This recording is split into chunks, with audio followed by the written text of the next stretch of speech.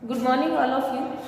आज हम जो है चैप्टर थर्ड का पार्ट थर्ड पढ़ने जा रहे हैं, जिसके अंदर हमने कहा था हम धीरे धीरे प्रैक्टिकल क्वेश्चन की ओर बढ़ेंगे। ठीक है, अब देखिए हम इस क्वेश्चन को मैं प्रैक्टिकली आपको समझाऊंगी। मैंने लिख लिया था कि ज्यादा लंबा वीडियो ना बने, इसलिए मैंने उसको पहले से लिख लिया है, लेकिन आपको पूरा डीपली समझाया जाएगा। और इसके बाद हम जो है अभी सिर्फ नाम और जमा यानी कि डेबिट और क्रेडिट करने के नियम पढ़ेंगे। इसके बाद हम खातों के प्रकार भी पढ़ेंगे, उसके अकॉर्डिंग डेबिट और क्रेडिट करने के नियम भी पढ़ेंगे। तो देखिए नाम और जमा यानी कि डेबिट और क्रेडिट की बात हम कर रहे हैं। डेबिट और क्रेडिट की अगर हम बात करें तो हम मोस्ट ऑफ अगर हम डेबिट और क्रेडिट की बात करें तो हम हमारे जितने भी अकाउंट्स में जितनी भी चीजें होती हैं उसको 5 पार्ट में डिवाइड कर लेते हैं, जिसको हम पढ़ के आ चुके हैं। सेकंड जो हमारा चैप्टर था उसके अंदर हमने पूरा थ्योरी पढ़ा था। लायबिलिटी क्या होती है, एसेट्स क्या होती है, एक्सपेंसेस क्या होते हैं, इनकम क्या होती है, कैपिटल क्या होती है, ये सारी चीजें। तो हम जो है डेबिट और क्रेडिट के हिसाब से जो है 5 भागों में हम बांट लेते हैं सारी चीजों को। एसेट्स संपत्तियां आप सभी जानते हो, देयताएं जिसको हम लायबिलिटी कह सकते हैं, पूंजी जिसको हम कैपिटल कहते हैं, आगम लाभ या आय जिसको हम इनकम या प्रॉफिट के अंदर इंक्लूड करेंगे। नंबर 5 है हमारा व्यय यानी कि खर्चे एक्सपेंसेस, ठीक है, और हम लॉसेस हानियों को हम इंक्लूड करते हुए चलेंगे। तो हमारे व्यापार में ये जो सारी चीजें होगी, या तो मेरे पास संपत्ति होगी या हमारी लायबिलिटी है, तो मुझ में कोई पैसे मांगता है या मैं किसी में पैसे मांगता हूँ, या तो मैं खर्चा करूंगी या मेरी इनकम हुई। मोस्ट ऑफ हम इसको 5 भागों में डिवाइडेशन कर लेंगे। इनके हम नियम पढ़ेंगे। देखो सबसे पहले हम बात करते हैं संपत्ति की, एसेट्स की। एसेट्स हमारे व्यापार के लिए संपत्तियां होती है, इसलिए कोई भी संपत्ति जब आएगी, ठीक है, उसमें वृद्धि होगी तो उसको हम डेबिट करेंगे। यहाँ पर मैंने लिख दिया डेबिट और क्रेडिट। डेबिट यानी कि अगर आपके अकॉर्डिंग टू बुक देखा जाए तो इसको हम नाम कहते हैं, और क्रेडिट यानी कि इसको हम जमा कहते हैं। जब भी आपकी संपत्तियों में वृद्धि होगी यानी कि संपत्ति व्यापार में आएगी यानी कि हमारी संपत्ति में वृद्धि होगी, तो हम कह सकते हैं कि हम उसको क्या करेंगे, डेबिट। तो इसके विपरीत होगा, अगर संपत्तियों में कमी होगी। कमी कैसे होगी, या तो हम उसको बेचेंगे या हम डेप्रिसिएशन लगाएंगे या इसको डिस्ट्रॉय करेंगे। इन्हीं कारणों से हमारी संपत्तियों में क्या आ सकती है, कमी आ सकती है। तो हम क्या करेंगे, तो हम संपत्ति को क्रेडिट करेंगे। वृद्धि कब होगी, जैसे हम नहीं खरीद रहे तो वृद्धि होगी संपत्ति में, ऑलरेडी मेरे पास है और खरीद रहे तो एसेट्स में वृद्धि होगी। कमी हमने कह दिया, या तो हम उसको बेच रहे हैं या डेप्रिसिएशन लग रहा है या फिर उसको डिस्ट्रॉय कर रहे हैं। पूरे बहुत सी ऐसी संपत्तियां होती है जिसको हमें डिस्ट्रॉय करना पड़ता है एक निश्चित समय के बाद। नेक्स्ट देखिए क्या कह रहा है, देयता, या हम कह सकते हैं जिसको लायबिलिटी।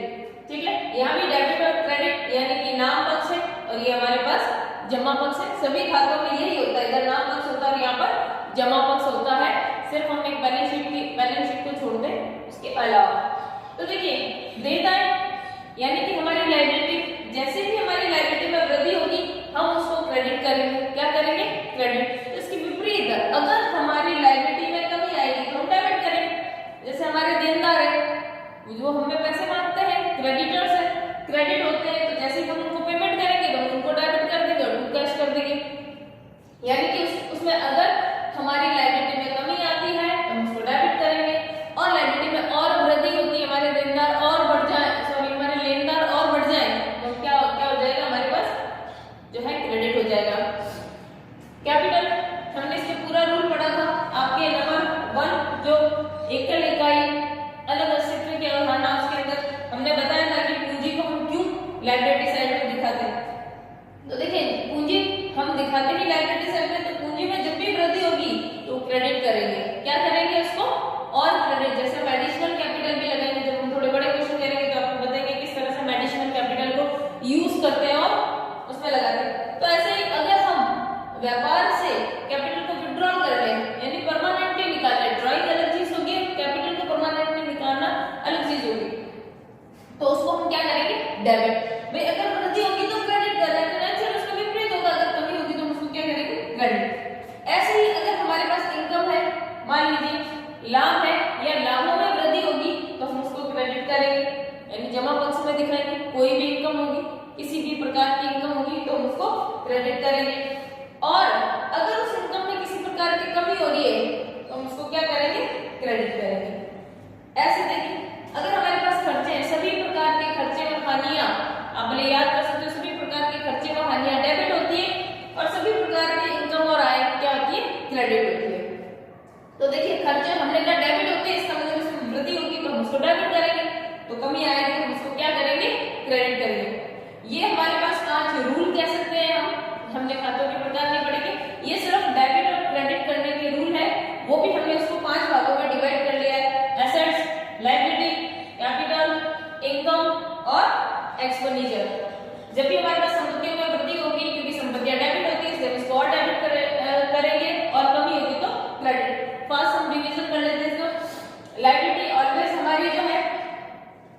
बची है तो इसलिए इसमें वृद्धि होगी तो उसको और क्रेडिट करेंगे और कमी होगी तो उसको डेबिट करेंगे।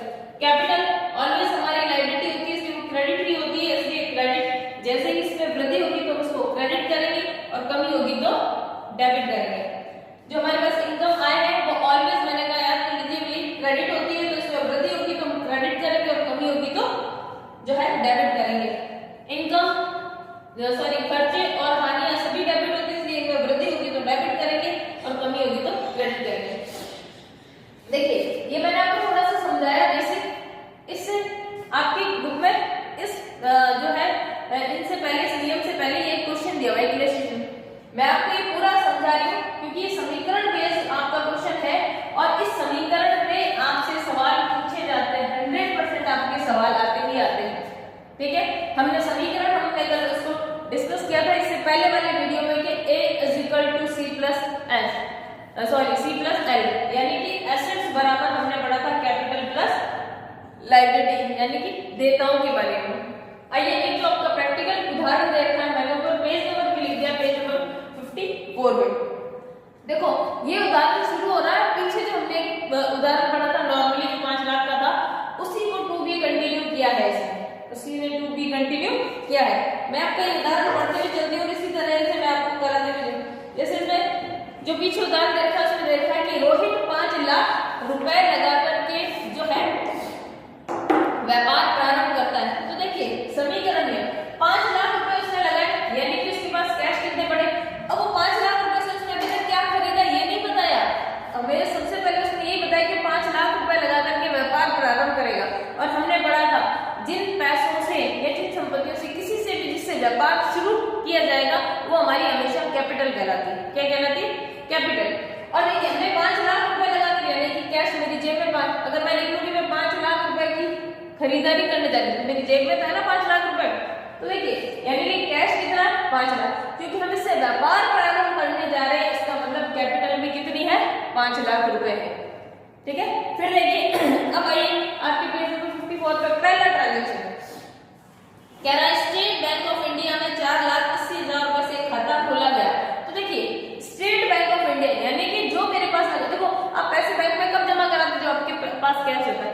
मान लीजिए आपके घर में आपको पापा ने 20,000 रुपए दिए और उसमें से कहा आपको 10,000 रुपए बैंक में जमा करा दे, तो देखो आपके कैश से तो कम हो गए, भले ही आपके अकाउंट में जमा हो रहे हैं लेकिन आपके कैश से कम हो गए। लेकिन हमने 4,80,000 रुपए बैंक में जमा करा दिए, तो देखो 5 लाख रुपए मेरे पास कैश है, उसमें से हमने कितने जमा करा दिए बैंक में 4,80,000 रुपए, लेकिन है तो मेरे बैंक में ना जमा, तो हमारे पास बैंक वाले कॉलम में बैंक लिखेंगे और बैंक वाले कॉलम में कितने रुपए आ गए 4,80,000। इफेक्ट क्या पड़ा? इफेक्ट ये पड़ा, आपसे पूछा जाएगा इस ट्रांजैक्शन से क्या इफेक्ट पड़ा।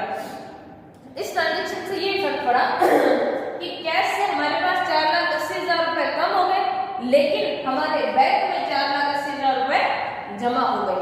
इफेक्ट ये पड़ा, देखो इक्वल हो गए वापस, यहाँ से 4,80,000 रुपए कैश से कम हुए लेकिन बैंक में आ गए, मामला बराबर। ये देखो जो है 4,80,000 प्लस 20,000 पूरे 5 लाख और किधर भी सेम इफेक्ट, यानी कि लायबिलिटी साइड में या कैपिटल साइड में हमारा कोई इफेक्ट नहीं पड़ा। यहीं पे हुआ, यहाँ से 20,000 कम 4,80,000 कम हुए और बैंक में 4,80,000 रुपए आ गए। ये हमारा पहला ट्रांजैक्शन पहला कंप्लीट। ठीक है, इफेक्ट मैंने आपको बता दिया, कैश से कम हुआ और बैंक में ऐड हुआ। दूसरा ट्रांजैक्शन देखिए क्या व्यवसाय के लिए 60,000 रुपए मूल्य का फर्नीचर खरीदा व भुगतान चेक से जारी किया। अब देखो चेक से जारी किया इसका मतलब इसका पेमेंट कहां से होगा? बैंक ही करेगी, तो इसका मतलब जो मैंने किसी को चेक दिया तो मेरा पैसा कहां से कम होगा? हमारे बैंक अकाउंट से कम हुआ। तो देखो हमारे पास बैंक में रुपए कितने थे? 4,80,000 रुपए थे, उसमें से हमने 60,000 का चेक दे दिया तो मेरे पास कितने रुपए बच गए? 4,20,000 रुपए। और क्या हुआ? क्योंकि हमने उसको फर्नीचर खरीदा तो हमारी एसेट्स में वृद्धि हुई, फर्नीचर आया ना मेरे पास, मेरी एसेट्स बढ़ी कि नहीं बढ़ी? तो ये देखो हमने लिखा फर्नीचर कितने से वृद्धि हुई? 60,000 से। अगर आपसे पूछा जाए इसका क्या इफेक्ट हुआ, इसका इफेक्ट ये हुआ बैंक से 60,000 रुपए कम हुए और हमारे पास एसेट साइड में 60,000 रुपए की क्या हुई है? वृद्धि हुई है। देखो कैश 20,000 एज इट इज है, बैंक में हमारे पास 4,20,000 रुपए हो गए और फर्नीचर में हमारे क्या हो गई? वृद्धि। इस साइड में कोई इफेक्ट नहीं पड़ा, एज इट इज 5 लाख रुपए आपके अभी तक चल रहे हैं। थर्ड ट्रांजैक्शन देखिए हमारा क्या कहता है। थर्ड ट्रांजैक्शन कह रहा है कि मेसर्स रामजी लाल से हमने 10,000 रुपए को अग्रिम राशि यानी कि हमने इसको 10,000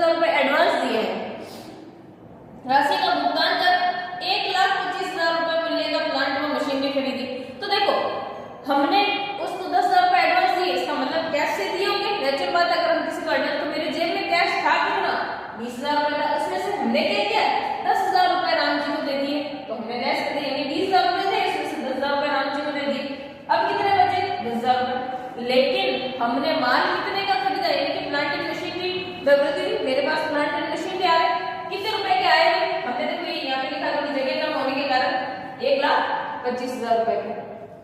देखो हमने इसको 10,000 रुपए दे दिए और हमने सामान कितने का खरीदा, 1,25,000 का, यानी कि ये व्यक्ति मुझ में कितने रुपए मांगता है, 1,15,000 रुपए। यानी कि मेरे लेनदारों में वृद्धि हो गई, मेरी लायबिलिटी बढ़ गई। क्या हो गया, मेरी लायबिलिटी बढ़ गई। तो देखो इस साइड इफेक्ट हुआ प्लस क्रेडिटर्स बढ़ गए कितने, 1,15,000 रुपए।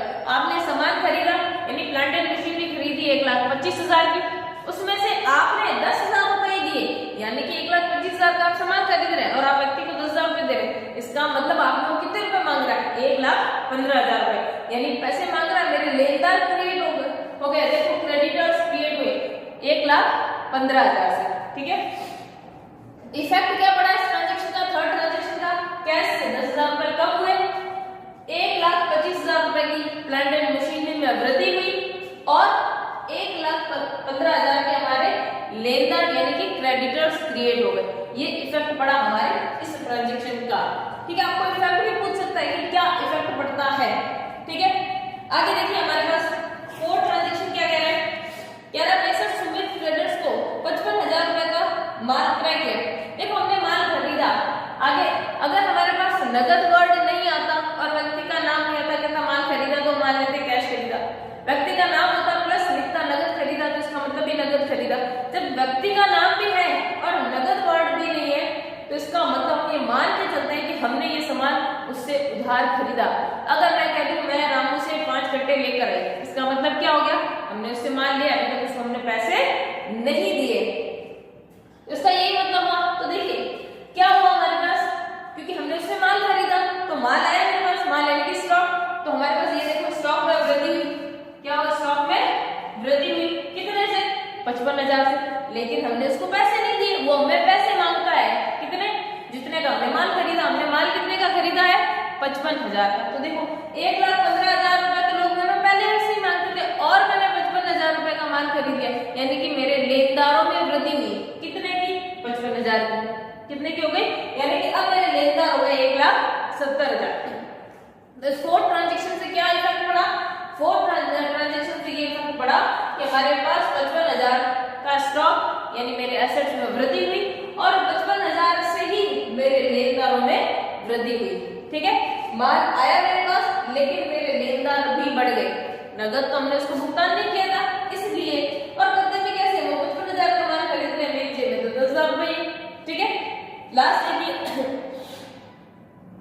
कह रहा 25,000 रुपए के माल का रजनी इंटरप्राइजेस को 35,000 रुपए में बेचा। अब देखिए हमने माल कितने का बेचा है, 25,000 रुपए का, यानी कि ये मेरी क्या है, कॉस्ट, और मेरी सेलिंग प्राइस क्या है, ये कह रहा हमने 35,000 में बेचा। तो देखो जब हमने कहा कॉस्ट से ज्यादा सेलिंग प्राइस होती तो प्रॉफिट ही होता, अगर ये कम होती तो लॉस होता। तो देखो 25,000 रुपए की चीज मैंने 35,000 रुपए की बेची, इसका मतलब मुझे 10,000 रुपए का क्या हुआ, प्रॉफिट हुआ। क्या हुआ, प्रॉफिट, यानी कि मेरे पास जो मेरी लागत है 25,000 रुपए में मैंने कोई माल खरीदा था उसको मैंने 35,000 रुपए बेचा, तो मेरे पास रुपए तो ये आए लेकिन माल इतने का गया। तो जो डिफरेंस है, ये डिफरेंस क्या है, या तो प्रॉफिट होगा या लॉस। अगर सेलिंग प्राइस कॉस्ट से कम होगी तो लॉस होगा और अगर ज्यादा होगी तो प्रॉफिट होगा। तो देखो माल कितने का गया और पैसे कितने का आया, तो 10,000 का इम्बैलेंस होगा ना, वो 10,000 क्या है, प्रॉफिट है।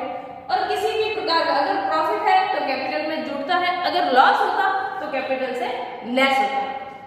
देखो कैसे इस ट्रांजेक्शन को, तो देखो हमने 25,000 रुपए की कॉस्ट का माल बेचा, यानी कि मेरे पास माल कितना है, रुपए का पड़ा है 55,000 का। तो इस 55,000 रुपए में से 25,000 रुपए की कॉस्ट का माल हम निकाल देंगे तो मेरे पास माल कितना बच जाएगा, 30,000 का। कितना बच जाएगा, 30,000 का। और देखिए और क्या हुआ, क्योंकि नगद बेचा ऐसा कहीं नहीं लिखा हुआ, इसका मतलब हम उस व्यक्ति में पैसे मांगते हैं, यानी कि मेरे देनदार क्रिएट हो गए, डेटर्स क्रिएट हो गए। कितने में, जितने में माल बेचा, माल कितने में बेचा, 35,000। ये देखो डेटर्स क्रिएट हो गए मेरे 35,000 के। अब मेरे पास क्या इफेक्ट पड़ा, हमने कहा अगर प्रॉफिट होगा तो कैपिटल में ऐड होगा, सिर्फ प्रॉफिट, टोटल अमाउंट नहीं। हम निकाल कर देखेंगे कितने का प्रॉफिट है और कितने का लॉस है। तो देखो हमने निकाल कर देखा 25,000 रुपए का माल था, 35,000 में बेचा, 10,000 रुपए का प्रॉफिट हुआ, तो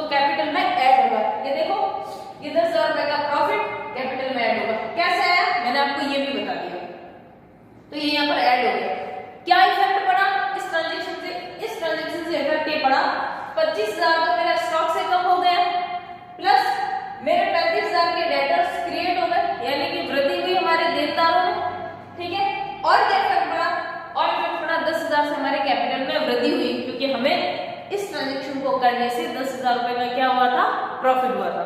ठीक है, अब आप अपनी बुक में भले देख सकते हैं बैलेंस शीट बनी हुई है, उसके अंदर लिखा है, अगर आपसे पूछे इस ट्रांजेक्शन का निष्कर्ष क्या है तो आप बता सकते हो कैश 10,000 रुपए है, बैंक 4,20,000 रुपए है, फर्नीचर 60,000 रुपए है, प्लांट एंड मशीनरी 1,25,000 की है, स्टॉक मेरे पास 30,000 रुपए है, डेटर्स मेरे पास 35,000 के है।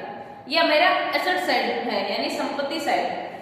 और लायबिलिटी साइड कैपिटल हमारे पास अब 5,10,000 की हो गई है और मेरे लेनदार यानी कि क्रेडिटर्स कितने के हो गए, 70,000, 1,70,000 के। ये हमारा क्वेश्चन कंप्लीट होता है। आप लोग इसको करने की कोशिश करना, इस तरह के पीछे और क्वेश्चन एक दो उसको और करने की कोशिश करना, 100% होंगे। और अगर कोई प्रॉब्लम है तो आप मैसेज कर सकते हो। Thank you.